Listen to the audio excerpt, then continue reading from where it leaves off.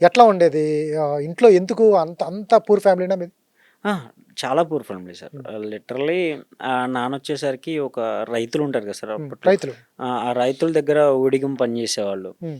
వాళ్ళిస్తే ఆ రోజు తీసుకొచ్చి ఇంట్లో తినేవాళ్ళు. ఆ హ్మ్. దంపుడు హ్మ్. బియ్యం అని, వడ్లని హ్మ్. హ్మ్. ఇలాంటివి. సో, అవి గూడా ఒక్కొక్కసారి ఆ రైతులు ఇస్తేనే, హ్మ్. హ్మ్. హ్మ్. లేకపోతే అయ్యేది కాదు. హ్మ్. ఎప్పుడైతే అమ్మా, నాన్న పెళ్ళయ్యి మేము పుట్టామో, ఆ తర్వాత ఇంకా బర్డెన్ పెరిగిపోయింది. హ్మ్. ఓన్‌గా సెపరేట్‌గా బ్రతకాలి హ్మ్. వాళ్ళిద్దరు. హ్మ్. హ్మ్. సో, మా తాతగారికి 10 మంది సంతానం. హ్మ్. అబ్బా! 5గురు అన్నదమ్ములు, 5గురు అక్కాచెల్లెలు. హ్మ్. సో, మా తాతగారి స్తోమత ప్రకారం పెళ్ళిళ్ళు చేసి వాళ్ళకి సం పంచుకుంటూ వచ్చేసరికి హ్మ్. మనకు మిగిలింది ఏముండదు. హ్మ్. ఆ రోజుకి గడపడానికి మాత్రమే మాకు జరిగేది. హ్మ్. సో, అమ్మా, నాన్న ఇద్దరు కష్టపడి పొలం హ్మ్. పనులకెళ్ళేవాళ్ళు. అలా మమ్మల్ని పెంచుకుంటూ, పెంచుకుంటూ మోస్ట్‌లీ డిగ్రీ వరకు వాళ్ళ హ్మ్. స్తోమత స్తోమత అర్థం ప్రకారం. చేసుకొని మేము గూడా హ్మ్. నాకు వేరేది చదువుకోవాలని ఉన్నా గానీ, హ్మ్. అమ్మ, నాన్నకి అంత స్తోమత లేదు. సో, హ్మ్. మనం హై రేంజ్ కోరుకునే దాన్ని బట్టి మనం పెట్టేవాళ్ళు గూడా ఉండాలి. హ్మ్. అంత పెట్టలేనప్పుడు ఉన్న దాంట్లోనే బెస్ట్ ఇచ్చుకుందాం అని జెప్పేసి ఇద్దరం ఫిక్స్ అయ్యాం. హ్మ్. కాలేజ్‌లోకెళ్తే తను ఎంపీసీ, నేను బైపీసీ అలా తీసుకుందాం అంటే ఫీజులెక్కువున్నాయి. హ్మ్. చాలా లీస్ట్ ఫీజెస్ ఏమున్నాయనంటే వొకేషనల్ బ్రాంచ్. ఆ!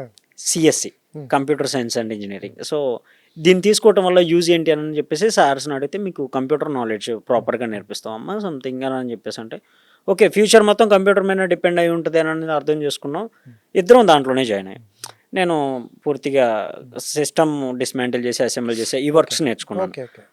తనేంటనంటే బుక్స్ బాగా చదివేవాడు. హ్మ్.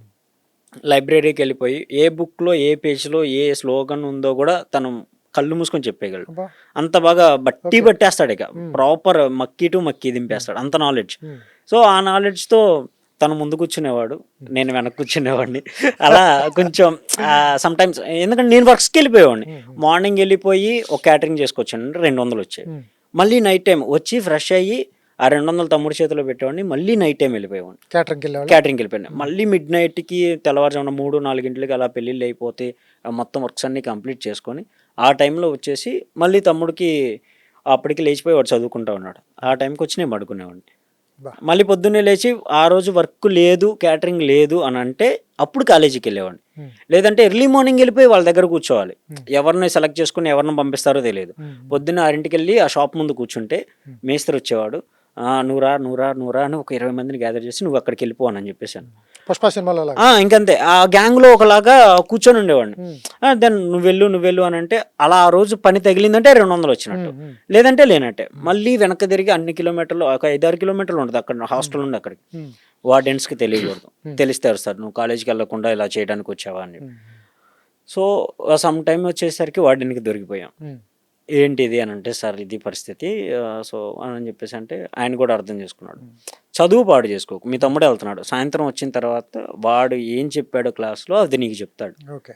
సో, ఇద్దరు తమ్ముడిని కోఆర్డినేట్ తమ్ముడిని చదివించుకుంటూ నువ్వు నేను క్యాటరింగ్‌కెళ్ళేవాడివి. హ్మ్. క్యాటరింగ్‌కెళ్ళిపోయేవాడిని. హ్మ్. సో, వాడు రాసుకున్న బుక్స్‌లోయి మళ్ళీ నేను రాస్తా ఉండేవాడిని. వాడు నాకు ఎక్స్‌ప్లెయిన్ చేస్తా ఉన్నాడు. ఈ క్వెషన్ ఏంటి? హ్మ్. ఇది ఎందుకు చెప్పారు? హ్మ్. ఎలా ఉపయోగపడిద్ది? వాడు ఎక్స్‌ప్లెయిన్ చేసేవాడు. సాయంత్రానికి వచ్చేప్పటికి వాడు నాకు ఇంకో సెపరేట్ క్లాసెస్ తీసుకునేవాడు. ఓకే. సో, అలా అర్థం చేసుకుంటే డిగ్రీ తమ్ముడే నీకు టీచర్ అయ్యాడప్పుడు. ఆ!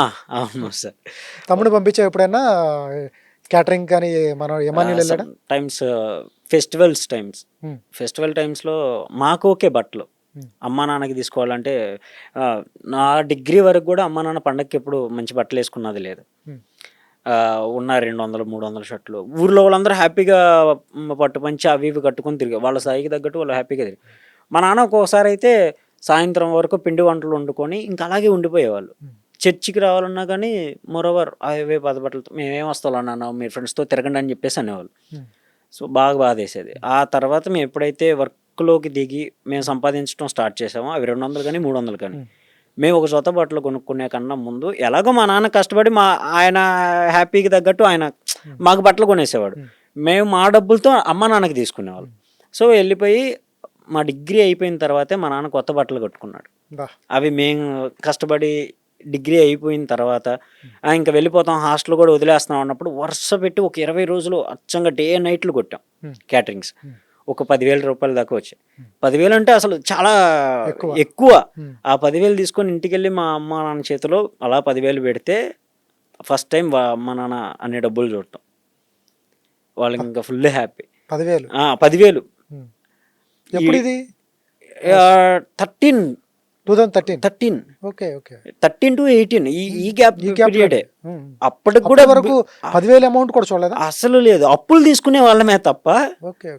మేము సంపాదించి మా చేతుల్లో ఉన్నవి ఏం లేవు. అలా వచ్చాయి, పండగ అప్పులోళ్ళు వస్తూనే ఉన్నారు. అలా ₹1 మిగిలింది అన్నంగానే అప్పులోళ్ళకి. మనం తినడానికి అంతంత మాత్రంగా జరిగేది సార్. ప్రాపర్ ఒక ఫుడ్ సరిగ్గా పెట్టే ఇది కూడా ఉండేది కాదు. ఏ రోజైనా పస్తులు పడుకున్న సందర్భాలు ఉన్నాయా? అయ్యో, హాస్టల్స్లో అయితే చాలా సార్. ఇంట్లో ఇంకా ఇంట్లో అమ్మ నాన్న ఉండేవాళ్ళు. మా కడుపు ఇంక వాళ్ళు చూసారు. తమ్ముడికి ఏదైనా కావాలంటే నాకు అది అవసరం లేదు, వాడికి పెట్టేసుకోండి అనేవాడిని. అమ్మ నాన్న కూడా అంతే. వాడికి చికెన్ కావాలంట, ఓకే మన దగ్గర ఎంత ఉన్నాయి, 100 ఉన్నాయా, రేపు పొద్దున వాడికి ఏదో ఒకటి చెప్దాం, ప్రస్తుతానికి వాళ్ళు హాస్టల్కి వెళ్ళిందాక వాళ్ళకి పెట్టేసి. ఆ అప్పుల వాళ్ళని కూడా మా దగ్గరకు రానిచ్చేవాళ్ళు కదా. అక్కడ అంటే దారిలో కనపడితే సార్ ఈ వారం లేవు, వచ్చే వారం కడతాను, అక్కడ నుండి అట్టే పంపించేసి ఆ డబ్బుల్ని మళ్ళీ తీసుకొచ్చి మా ఫుడ్కి పెట్టేవాళ్ళు. వాళ్ళు తినకపోయినా అలా ఉండిపోయారు. అది మేము బాగా అర్థం చేసుకున్నాం, చాలాసార్లు గమనించాం. సో అందుకే ఎక్కడ వాళ్ళని ఇబ్బంది పెట్టదలుచుకోలేదు. అది కావాలి, ఇది కావాలి. ఇన్ఫ్యాక్ట్ మాకు డిగ్రీ అయిపోయి మేము జాబ్ చేస్తున్నాం అన్నప్పుడు ఒక కీప్యాడ్ మొబైల్, ఇద్దరికి కలిపి ఒకే కీప్యాడ్ మొబైల్ కొన్నాం. అప్పటిదాకా మాకు మొబైల్ కూడా తెలియదు. ఒకటే సిమ్, ఇద్దరమైనా ఒకటే మొబైల్. ఇక్కడికి ఇండస్ట్రీకి వచ్చిన తర్వాత కూడా ఒక 2 years దాకా కూడా ఒకటే మొబైల్.